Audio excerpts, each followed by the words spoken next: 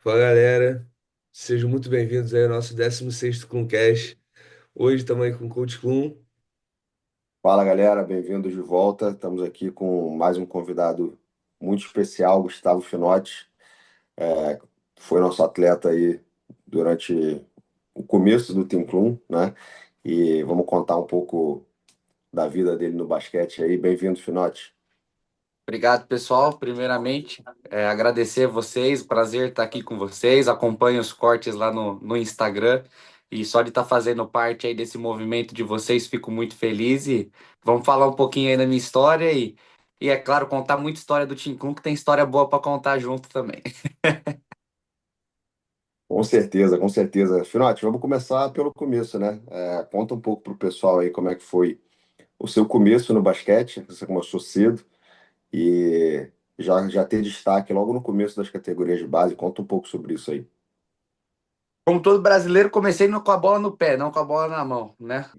Todo brasileiro começa jogando futebol e eu percebia que eu não me destacava no futebol quando eu era criança, assim. Eu jogava nas escolinhas do São Paulo. E aí eu virei pro meu pai e pra minha mãe, né? E falei pra eles, falei, quero fazer outro esporte e tal. E a história é engraçada porque a gente tinha aquelas TVs de tubo na época, aqueles quadradão. E aí conseguia gravar num disquetezinho alguma coisa que estava passando na TV. E aí tava tendo uma final Celtics e Lakers, no ginásio do Lakers. E aí eu pedi para minha mãe gravar, e cara, obviamente eu não tenho mais hoje isso aqui, a gente trocou de TV, graças a Deus. Mas ficou gravado e eu assisti aquilo, e aí minha mãe me inscreveu, ó, filho, vai jogar isso, você gosta disso?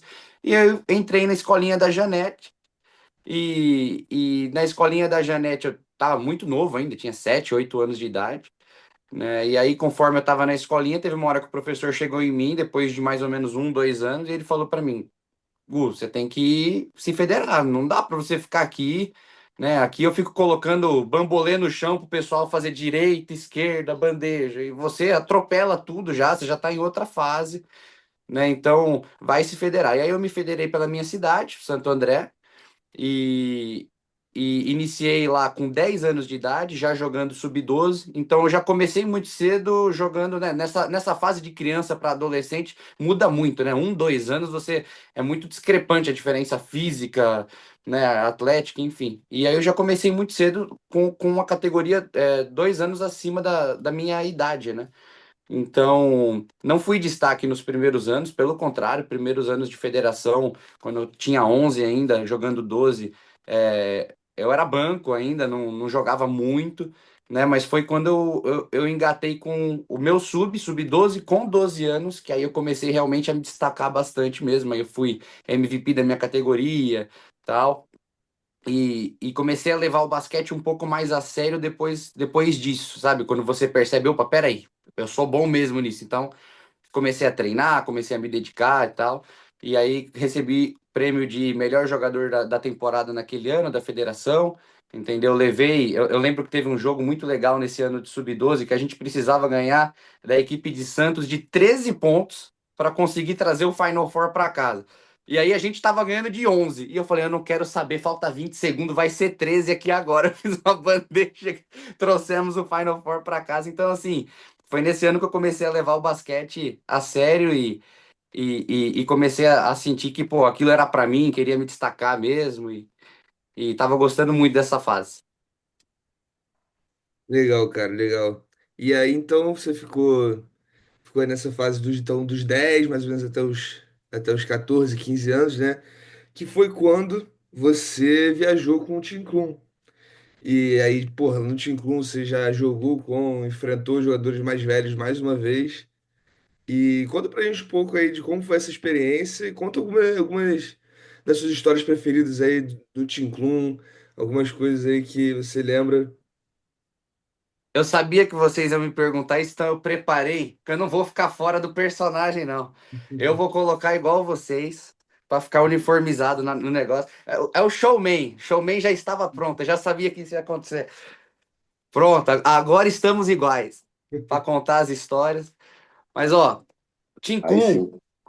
o Tim Kun começou para mim com a ideia que eu sempre falava pro meu pai que, pai, vai chegar um momento no Brasil que eu não quero ficar esperando aqui se eu vou ser jogador de NBA, college, não. Eu tenho que ir embora. E o Tim Klum foi uma porta que abriu na minha vida para eu fazer esse teste e ver se era isso que eu queria mesmo. Porque a gente comenta de basquete americano aqui, mas o cara que nunca pisou lá, o cara que só assiste NBA aqui, né? Vocês podem confirmar isso para mim.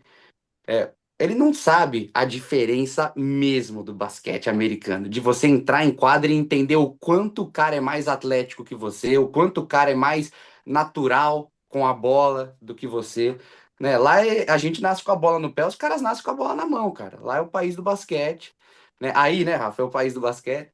Uhum. E o Tim Kun foi essa oportunidade que o meu pai falou, filho, vai testar, vai ver o que que é. E aí, assim, essa experiência de chegar e o elenco ser 3 anos mais velho que eu, né, já começou uma questão de maturidade. Eu não podia ser o Gustavo que eu era com meus amigos na escola aqui. Eu tinha que tentar ser o mínimo de tentar ser mais velho ali para tentar me enturmar. E eu senti que eu fiz isso muito bem, porque eu nunca tive dificuldade de me relacionar com as pessoas.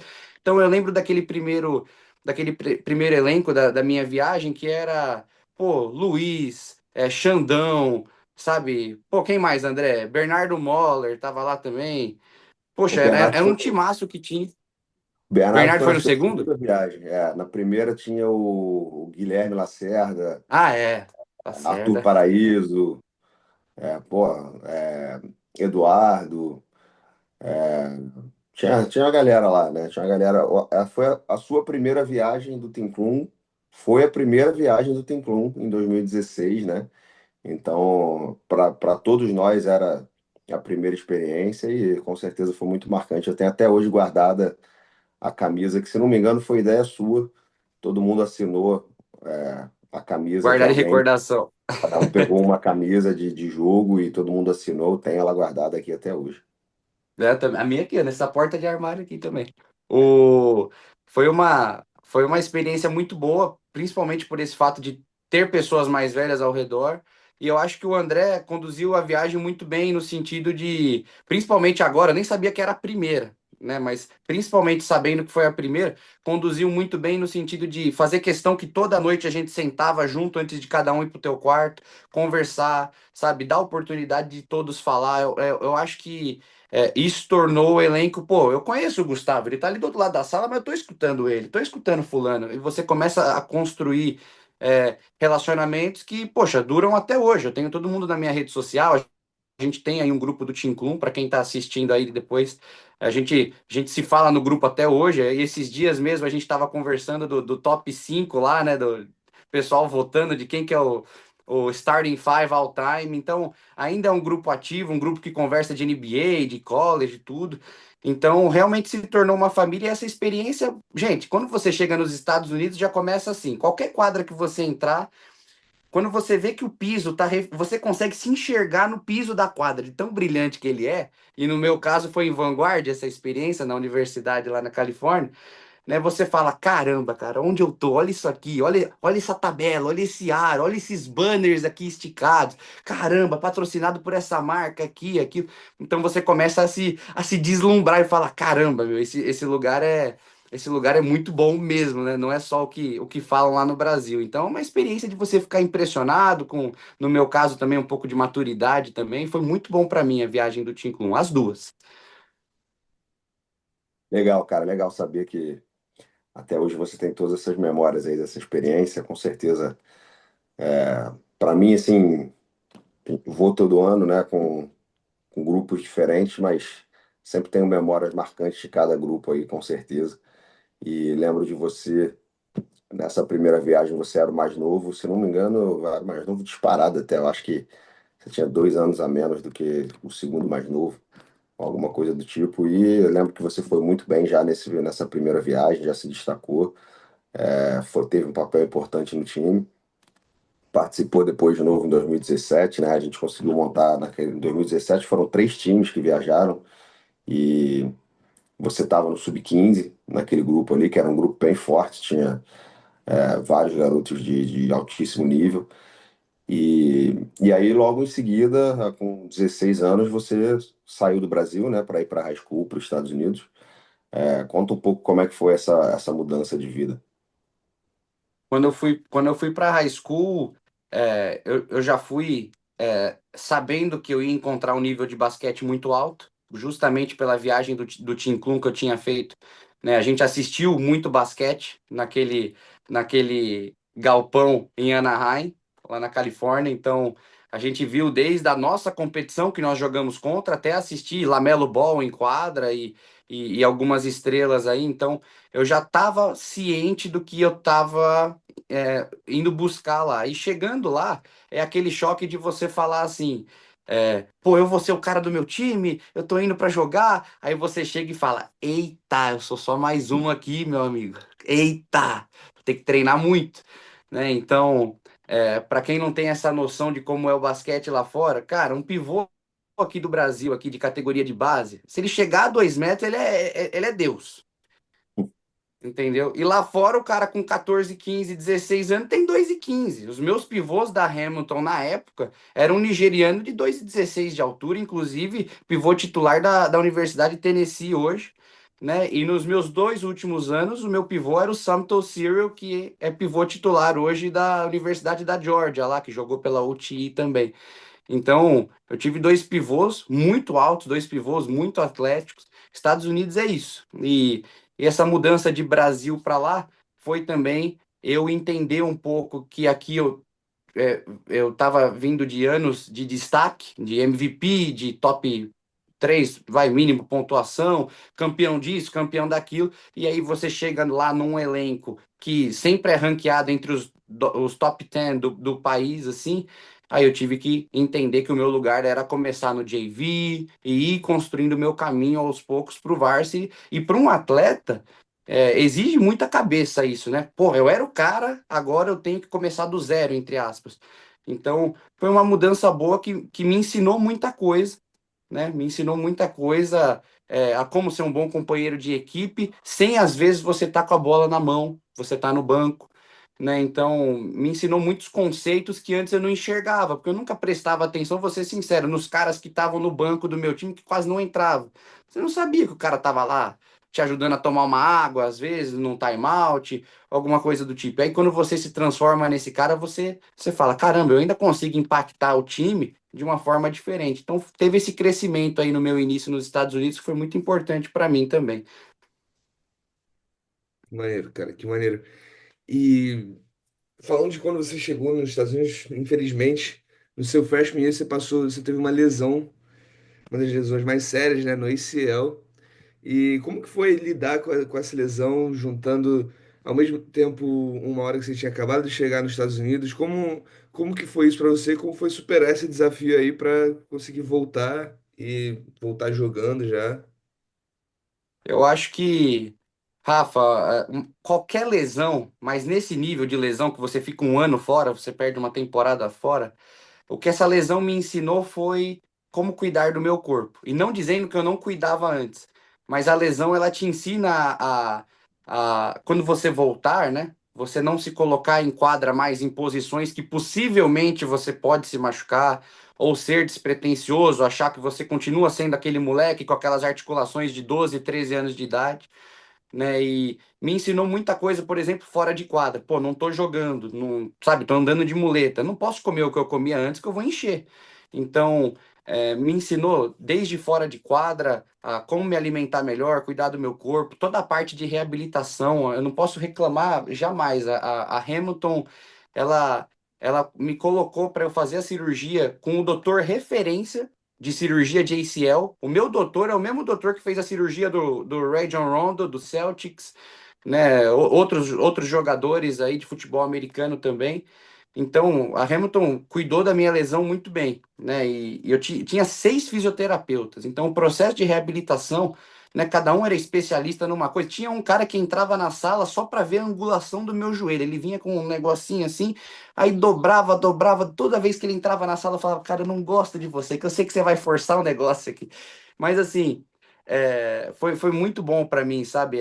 Aprender a me cuidar como geral, não só como atleta, como pessoa também. né? E nesse período que você fica sozinho, você coloca muita coisa em perspectiva, você pensa em, pô, será que eu vou voltar bem? Será que eu vou ser o mesmo, que eu vou correr? Então, de ter tido uma estrutura dessa me acompanhando, pode ter certeza que 100% de confiança eu falei, não, vou voltar e, e ainda mais me cuidando desse jeito, não tinha como. Note, olha, para ser sincero, cara, eu lembro até hoje que pouco depois dessa sua lesão, a gente se conversou por telefone, né? Você me contou. Eu sempre tento manter contato com os atletas o máximo possível. E eu lembro de terminar a conversa com você impressionado com a sua mentalidade, né? Você, para sua idade, estava com uma mentalidade que eu não esperava, para ser sincero, de uma realização assim, do que aconteceu, o que eu preciso fazer, como é que eu vou melhorar, como é que eu vou voltar na melhor condição possível, né? Você estava muito já centrado no que você queria, nos seus objetivos. Assim, desde que eu te conheci, eu sempre tive noção que você tinha mais maturidade do que a sua idade, né? Mas uma lesão dessa, assim, um adolescente ter uma lesão dessa num momento que está no meio da realização de um sonho, eu fiquei positivamente surpreso por como estava a sua mentalidade ali. E foi o que te levou a continuar crescendo, continuar evoluindo, né? Então, assim, como você falou aí, quando você chegou lá, você não tinha muito espaço e tudo mais, mas você foi conquistando esse espaço, né? Conta um pouco aí pro pessoal sobre esse seu prosseguimento dos anos na Hamilton, né? Aliás, a gente nem falou exatamente, né? Você estudou na Hamilton Heights, que é uma high school no Tennessee, um lugar onde muitos atletas de alto nível passaram, inclusive Shai Gilgeous-Alexander, que é o atual MVP da NBA, Nickeil Alexander-Walker, a Camila Cardoso, brasileira que está em destaque aí na WNBA, né? É uma high school que tem um histórico muito forte e você mesmo depois dessa lesão conseguiu continuar crescendo lá, continuar ganhando espaço. Então conta um pouco desse teu crescimento lá também. Eu acho que, só completando um pouco da mentalidade, não, foi uma situação para mim que, assim, poxa, larguei os amigos, larguei a escola aqui no Brasil, família, e fui viver um sonho meu que, poxa, com todo respeito, claro que eu fui para estudar, mas naquela idade, pô, pode confirmar aí para mim, qualquer menino quer ir para jogar, eu fui para jogar, eu fui para. Não, eu vou virar. Então, quando acontece um negócio desse, que, poxa, eu só tinha aquilo, e aí foram lá e tiraram isso de mim, que era o que eu amava, o basquete, é que nem aquele investimento seu que você faz a longo prazo. Você não vai tirar a grana. Eu falei, eu não vou tirar o pé aqui do acelerador. Nós vamos atrás desse joelho de volta. E não é à toa que é o meu melhor joelho hoje. Tem uma tendinite ferrada no outro joelho que eu não tive nada de lesão. Mas a mentalidade foi essa, eu precisava ir atrás e quanto mais eu me esforçasse para voltar, a palavra não é mais rápido, é voltar melhor, né? Quanto mais eu pudesse controlar essa situação, eu sabia que eu já estava perdendo comparado com os atletas que estavam jogando lá. Então, era aquela história, o quanto menos eu perder, mais fácil é eu voltar. Então foi isso, minha mentalidade. E o processo, né, o meu freshman year, eu tive essa lesão, né, com 3, 4 meses de temporada, muito perto do Christmas break eu tive essa lesão, né, e eu fui voltar, né, no meu sophomore year, perto do Natal também, né, então foram 12 meses de recuperação, usando aquele brace todo cheio de tala, né, que para quem nunca teve a lesão, você tem que usar, entre aspas, uma joelheira com tala do lado direito, tala do lado esquerdo, aquilo ali te limita, né? Quando eu fui na consulta e o Dr. Bruce, que era o meu doutor, falou assim: agora você pode tirar, quase que eu dei um beijo nele, né? Eu falei: puxa, doutor, agora vai. Posso dar o meu crossover, posso voltar a ser shift, né? Puxa. E aí, quando eu voltei, gente, aí eu voltei para comer mesmo, para comer a bota. Ah, tava com fome, tava com fome. E aí eu tava no JV ainda, eu ainda tava no JV no meu sophomore, até por ter jogado só 3 meses de JV e me machucado, que a temporada, para quem não conhece, começa em outubro lá. Então, quando eu me machuquei em dezembro, logo no início, eu joguei 2, 3 meses, foi muito rápido. E quando eu voltei, eu tive o meu ano de JV fazendo 20 pontos por jogo, um ano muito importante, por mais que fosse só o JV. O JV da Hamilton, ele joga contra varsities locais, regionais. Então, Só pode para falar. explicar para quem está ouvindo aí, né, que às vezes tem gente que não conhece o sistema, mas as escolas geralmente têm um varsity, que seria o time principal, e um JV, que é um time para a galera mais nova, para a galera que está começando, né? Algumas escolas têm mais times, mas geralmente esse é o padrão. O varsity e o JV são os dois times principais aí. E o Finotti começou no JV, como ele estava falando, e enfim, vou deixar você prosseguir aí. Não, perfeito. E foi um ano meu muito bom de JV, né? Titular, jogando mais de 30 minutos por jogo ali, jogando bastante e sendo decisivo em últimos momentos. E né, o treinador do JV, na época, era o mesmo treinador do Varsity. Hoje a Hamilton tem um sistema um pouco diferente. O Varsity tem o seu próprio treinador, o JV tem outro. E então eu comecei a já desenvolver um relacionamento muito bom nessa fase com o meu treinador do Varsity na época, mesmo que ele fosse no JV, né? E no ano seguinte, né, a Hamilton montou um time assim brutal para o meu junior year, né? Era um time praticamente só de seniors. Né, e é o time que conseguiu chegar na posição de top 2 ranqueado dos Estados Unidos. A gente perdeu para um infeliz chamado Cade Cunningham, Scotty Barnes e Andrew Lambert, né, com aquele time muito forte deles como é que fala? Montverde Academy, né? Até hoje esse time ele é comparado a um dos melhores times que já passaram pela high school nos Estados Unidos, que é o Chino Hills, do Lamelo Ball, LiAngelo Ball, Lonzo Ball, né? Sempre fazem comparação entre esses dois times, e foi o time que eu perdi. Por isso que nós ficamos top 2 do país, mas foi um jogo na ESPN importantíssimo, rede nacional lá. E eu comecei a ganhar certo espaço no varsity no meu junior year. Então, eu completei o JV no sophomore, e nesse time eu era o 10º cara no banco, mas eu vivi experiências esse ano de ser campeão de tudo, né? Mas eu também não era um cara que eu entrava em garbage time. Eu era o cara que entrava para jogar 5, 6 minutos do segundo quarto, entendeu? Substituía no final do terceiro quarto o nosso shooting guard para ele descansar um pouco para o último período. E, obviamente, se tivesse um garbage time no final, eu também entrava.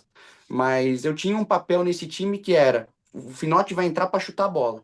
E eu comecei a entender que, com a minha altura nos Estados Unidos, eu já tinha certa dificuldade para marcar um 3, 4, até às vezes um 2 mesmo. Muitas vezes o meu armador era mais alto que eu naquele ano. O nome dele era Dominic Penn, né? Ainda está jogando college basketball. E ele preferia marcar um cara, um shooting guard, e eu marcava o armador dele por ser mais da minha altura, alguma coisa do tipo. Então eu já sofria com altura, para quem não sabe, eu tenho 1,76, pessoal. E eu entendi o meu papel, né, naquele time. O meu papel era chutar a bola. Então eu saía de corta-luz indireto, corner, né, spot-up shooter, né, bem J.J. Redick, muito parecido com J.J. Redick. Eu cansei de ver o meu treinador do Varsity me mostrar a tape do J.J. Redick falando: você tem que sair dessa bola assim, assim, assim. Então foi uma das minhas referências, inclusive, o J.J. Redick, para adaptar o meu jogo. O meu jogo aqui no Brasil sempre foi, e no JV lá também, né? Como eu era mais protagonista, não é um jogo de, às vezes, jogar one-on-one, né? De criar a jogada e passar disso para um cara que recebe a bola pronto para arremessar é uma mudança grande. Então, quando eu dei conta que esse ia ser o meu jogo lá fora, porque eu não era atlético, eu não era um cara que ia ir pro aro contra pivô de 2,15, entendeu? E eu comecei a ser bem efetivo assim. Teve jogo de eu fazer ali com esse time do Junior Year uns 12 pontos com 4 bolas de 3. Então, assim, comecei a ser mais efetivo. E no meu Senior Year, infelizmente, foi o ano de pandemia, né? A pandemia estourou em março, né? E quando iniciou a nossa temporada, infelizmente, não. A gente era para ter uma média aí de 35 a 40 jogos, como qualquer high school faz, e a gente acabou tendo, infelizmente, só 5 jogos, e foram 5 jogos assim com high schools vizinhas nossas, né? Jogos muito fracos, né? Então, foi um ano que eu fui sexto homem, né? Eu também tinha essa mesma função, mas com uma minutagem muito maior. Eu já entrava no final do primeiro quarto, jogava praticamente o segundo quarto todo, né? Eu tinha uma minutagem ali acima de 20 minutos por jogo. Foi muito importante para mim saber que eu consegui chegar e evoluir nesse ponto, mas infelizmente eu não tive a exposição que eu gostaria de ter para um coach de universidade ou alguma coisa do tipo, né? E o que começou a acontecer também nesse último ano meu, que dificulta muito a vida de quem está saindo da high school e querendo ingressar num college. Esse negócio de transfer portal, que os colleges estão indo atrás de quem já tem experiência dentro de college, né? E acaba dificultando um pouco a vida de quem está querendo vir na high school. Então juntou um monte de questão de dólar que estava 4, foi para 6. Esses dois exemplos que eu acabei de dar, de também não ter tido tempo de jogo no último ano, e decidi voltar para o Brasil por questões financeiras mesmo, né? E aí que eu tomei algumas outras decisões de vida, tentei aqui jogar no Brasil em alguns times, mas quando eu realmente me dei conta do quanto que eu ia ganhar, como que estava a estrutura de determinado clube, né? Eu fui para alguns clubes, né, conversar que me queriam, né, não vou citar nomes para não comprometer o nosso time com o Brasil aqui, mas estrutura muito fraca, né, e para um cara que estava acostumado com o que eu estava vivendo lá fora, voltar para cá e escutar que eu ia receber R$ 450 de ajuda de custo, e aí eu saio da reunião, vou com os meus, entre aspas, amigos que estavam jogando naquele time, e eu escuto que eles não recebem essa ajuda de custo há 3 meses, eu falei, parei de jogar. Essa foi a minha decisão. E, e, e tô com ela até hoje sem arrependimentos nenhum. E, pô, você tava falando aqui, né, desse. Começou falando sobre o time, né, do Cade Cunningham, Scottie Barnes e Andrew Nembhard lá no, em Montverde. E a gente sabe que, pô, você, por estar num time tão bem ranqueado, você acabou jogando com várias estrelas que hoje em dia estão na NBA, estão no nível mais alto do college ainda, alguns. Você consegue, pô, citar alguns nomes aí que você enfrentou e que você lembra, assim, alguma coisa que foi marcante, porque é realmente uma experiência única, né, cara? É, Principalmente para os jogadores que saem do Brasil, indo para os Estados Unidos, as pessoas sempre pensam, caraca, cara, vou chegar lá, contra quem que eu vou jogar? Começa a pesquisar os caras nos estados perto, assim. Então, conta pra gente alguns que você se lembra que você jogou que foram marcantes, assim, pra você. Bom, os dois principais que eu dividi quadra, não como jogador de high school, porque o ano que eu entrei na Hamilton, o Shea e o Nikhil foram para a universidade, o Nikhil para West Virginia e o Shea para Kentucky. Mas, né, nesse negócio de Christmas break, Spring break, sempre quando tinha algum break, eles desciam, porque eles moravam com o meu treinador, a vida inteira moravam com o meu treinador. Então eles iam para casa do meu treinador, passavam a semana lá e a gente tinha pick-up todo dia, né? Pensa numa semana que, pô, mas tem que ter, como é que não vai ter hoje? Entendeu? Então, acabamos jogando com eles. Essa foi uma das minhas experiências de ver onde o Shea está hoje, o Nikhil também numa posição muito boa. É, caras que eu conversei, que eu dividi quadra, que nós trocamos risadas, entendeu? Esses dois são os principais, mas que eu joguei contra, né? Com o uniforme da Hamilton, jogo mesmo. Eu acho que o principal, Anthony Edwards, é o cara que começou o jogo, subiu os dois pivôs para pular na bola, ele pegou a bola e abriu o tomahawk, assim, já falei, Jesus, mano, o que que nós vamos jogar hoje? E ganhamos, ele jogava na época pela Holy Spirit Prep, mas tem alguns nomes aí. Bom, esse time que eu comentei aí de Montverde era um espetáculo, era aquele time que o Scottie Barnes, ele fazia brincadeira durante o jogo, ele pegava um contra-ataque, olhava para trás e dava um por baixo da perna. Era um time muito forte, o Cade Cunningham, absurdo o talento dele, eu já sabia que ele ia ser o que ele está sendo na NBA hoje, depois de ter conhecido ele pessoalmente, é muito talentoso, né? Alguns outros jogadores que eu joguei que me impressionaram na época, James Wiseman era um cara muito alto. A gente treinou 2 semanas inteiras para jogar contra o James Wiseman, porque é, ele conseguiu ser levemente impactante na NBA, né? Eu acho que foi draftado pelo Warriors. E foi um cara que, na época de high school, era aquele cara que pegava, enterrava o jogo inteiro, fazia 40 pontos enterrando. e a gente conseguiu segurar o James Wiseman. Vou falar com prazer se ele estiver assistindo aí. Seguramos ele para 4 pontos. 4 pontos. Mas era uma defesa mais ou menos assim. A high school dele não era tão boa, era boa por causa dele. Então, toda vez que ele pegava na bola, não era dobra, né? A gente triplicava a defesa em cima dele, não deixava ele sair, forçava ele passar para fora. Tomamos um monte de bola de 3, mas ele foi para 4 pontos, isso que importa. Mas é isso, tem alguns nomes aí. Quem mais que eu lembro aqui que eu joguei contra? É, Bom, o Nembhard, que é desse mesmo time da Montverde, ele, para quem não conhece, ele é o armador do Tyrese Haliburton no Indiana Pacers, estava jogando as finais da NBA agora, né? Tem alguns outros nomes que eu acabei encontrando durante o caminho também. Aí, por exemplo, o Jonathan Kuminga, foi engraçado esse encontro contra o Jonathan Kuminga, porque o meu pivô reserva da época, né, era o Bretner Mutombo. O Bretner Mutombo é primo do Jonathan Kuminga. Então, quando a gente foi jogar contra o Jonathan Kuminga, foi um jogo muito, sabe, a gente já tinha conversado no FaceTime, quando o Bradner ligava para ele, a gente estava causando já antes do jogo, brincando com ele. Então, foi um jogo assim que o Jonathan Kuminga é até amigo, sabe? A gente trocava muita ideia com ele e tal. Então, experiências que, por mais que hoje eu não sou jogador, é aquela que você senta na janta com os amigos e conta e os caras vão com o queixo na mesa, entendeu? Então, gosto muito de ter isso na bagagem, porque só de olhar alguns caras hoje, por exemplo, outro nome, Chet Holmgren. Cara, Chet Holmgren, para mim,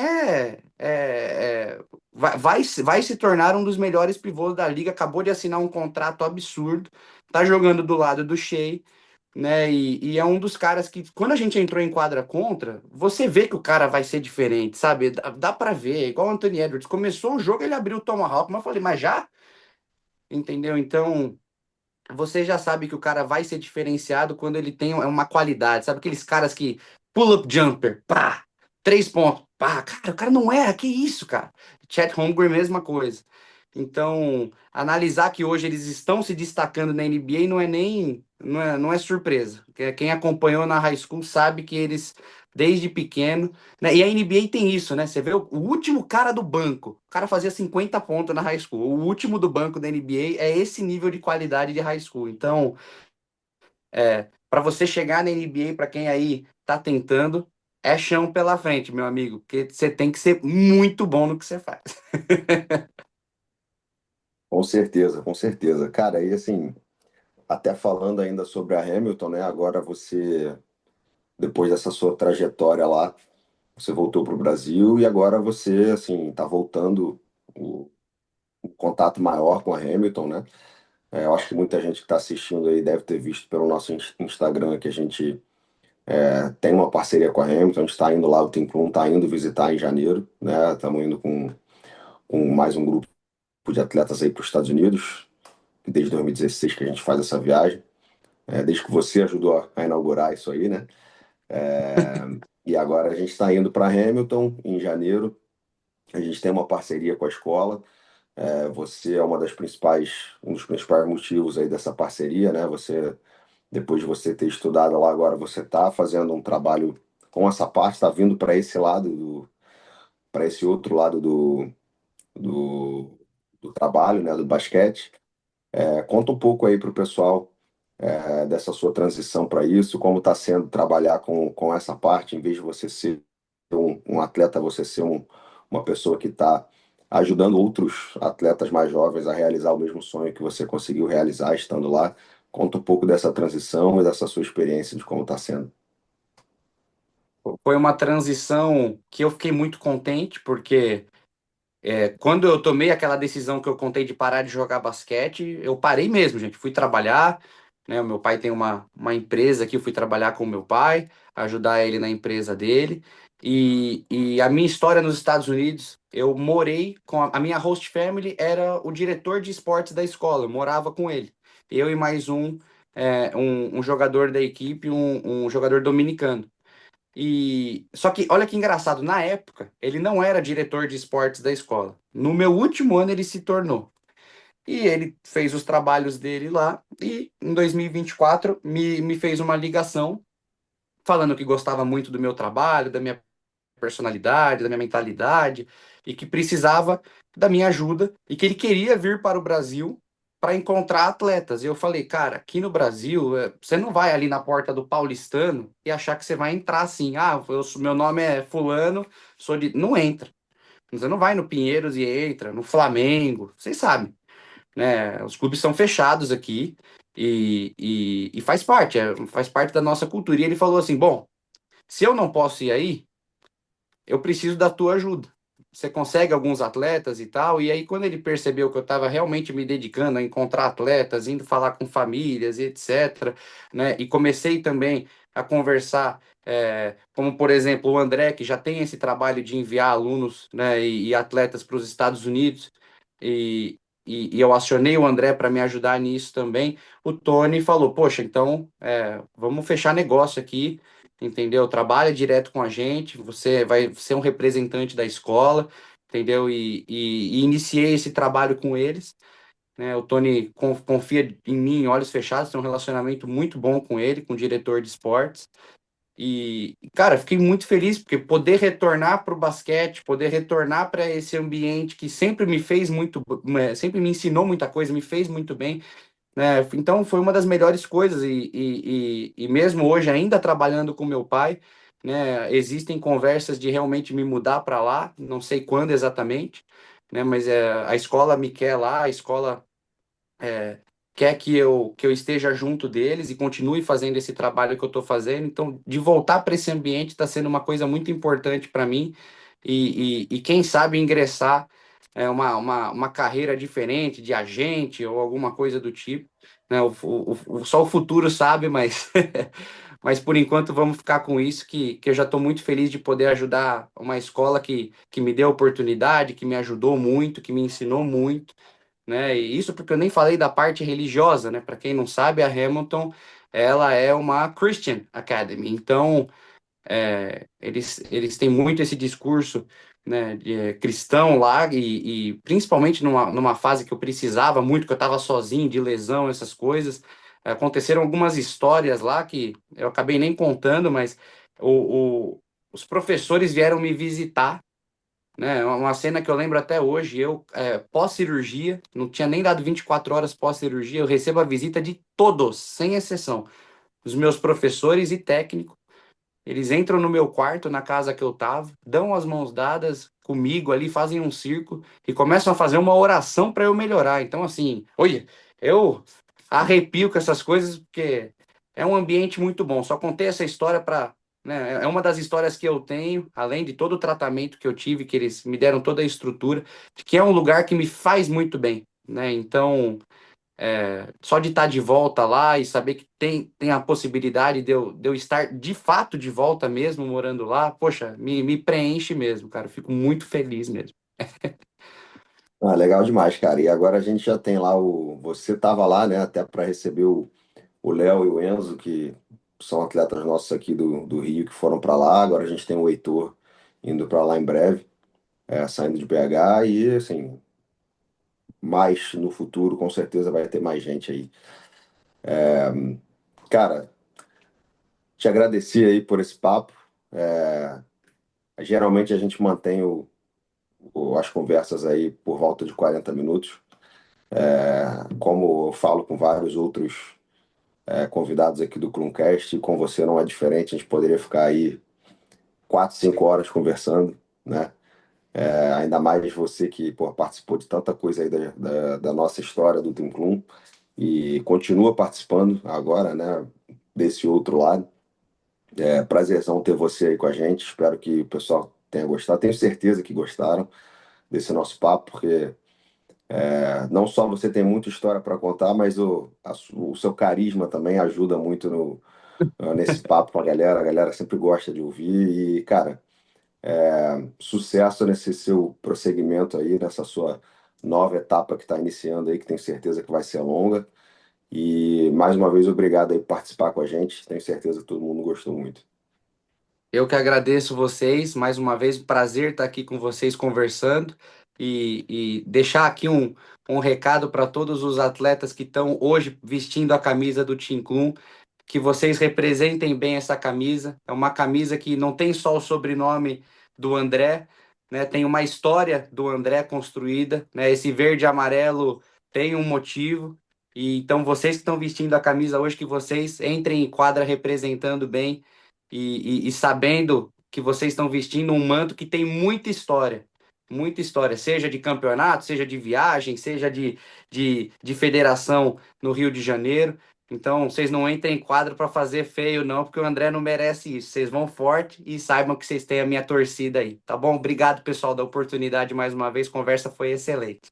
Com certeza. E antes de fechar aqui, na verdade, eu ia falar para vocês, vocês dois aí que é, conseguiram realmente firmar essa parceria agora, Hamilton Heights e Team Klum, falar um pouco sobre a viagem, né? O de janeiro agora que vai acontecer, algumas coisas que o pessoal pode estar esperando aí em questão de treinamentos, explicar também para o pessoal um pouco como que vai ser essa viagem nova aí, se o André ou o Finotti quiserem contar um pouco aí, sem dar muito spoiler também, mas contar um pouco de como foi essa preparação aí, eu também estava curioso para saber. O dono da viagem tem a palavra.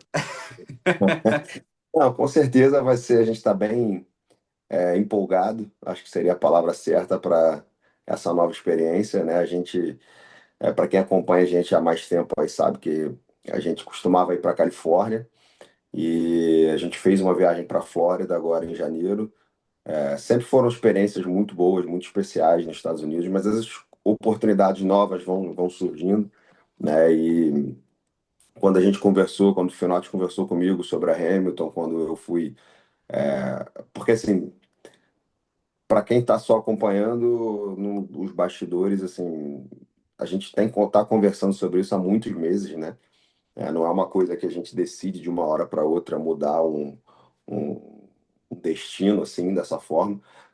Mas eu acho que a Hamilton tem vários atrativos, né? Tem várias coisas que podem tornar a experiência muito legal. Uma delas é, assim, quando a gente pensa em Califórnia, em Flórida, são lugares muito mais turísticos, né?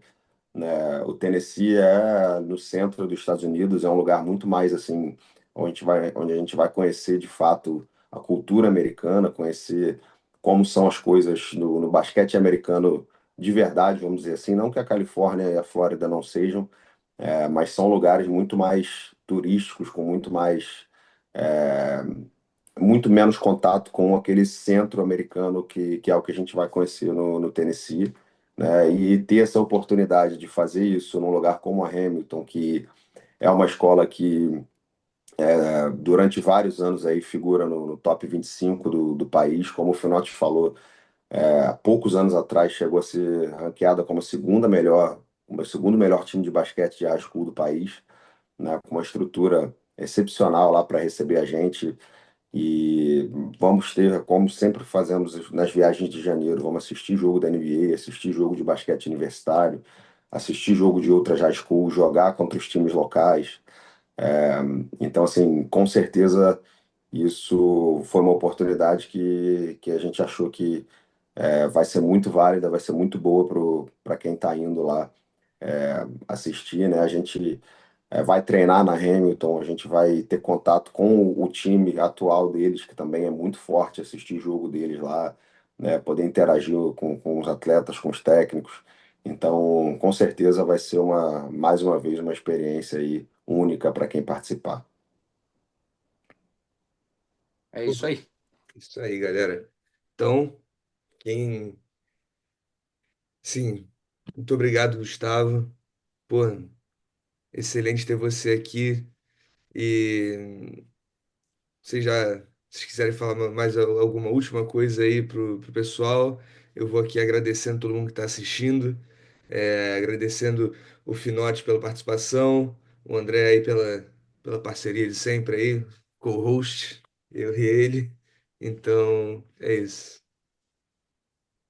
Obrigado, pessoal. Obrigado aí. Um abraço para todos vocês. Continuem assistindo o Cluncast. Aqui tem, com certeza vai ter muito mais assunto. Eles aí estão sempre firmando aí mais podcasts aí para vocês escutarem mais histórias, mais experiências. Não esquece de ativar a notificação do canal do YouTube para ficar por dentro de tudo. Se inscreve no canal porque o YouTube não manda vídeo às vezes. E um abraço para vocês, gente. Obrigado. Valeu, galera. Tamo junto. Um abração para todos aí. Valeu.